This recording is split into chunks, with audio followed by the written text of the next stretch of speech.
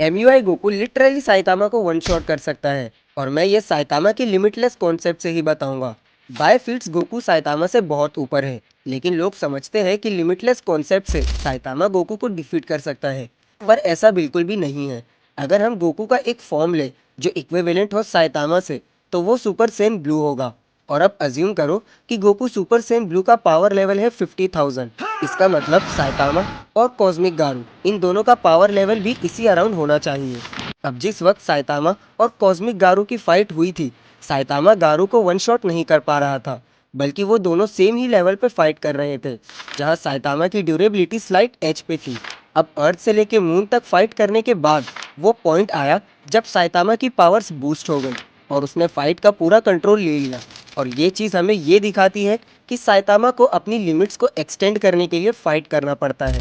अब अगर तुम देखो तो जो नंबर हमने अज्यूम किया था 50,000 का, तब साइतामा इतना ड्यूरेबल था। लेकिन अगर हम एमयूआई गोकू का power level super Sen blue Goku से कंपेयर करें तो वो बनेगा 10 लैक्स का।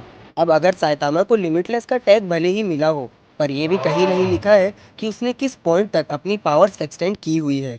अब अगर 50,000 के पावर लेवल पर लड़ने के लिए उसको लिमिट्स एक्सटेंड करनी पड़ती है, तो 10 लाख की पावर लेवल को पहले उसे विथस्टैंड करना होगा। लेकिन इस एग्जाम्पल के मुताबिक साइतामा अपनी लिमिट्स को पुश करने से पहले ही वन शॉट कर दिया जाएगा। अब ये मेरा ओपिनियन है जिसके बारे में मैंने काफ़ी सोचा है। अब तुम बताओ, क्या तुम इससे अग्री करते हो या नहीं?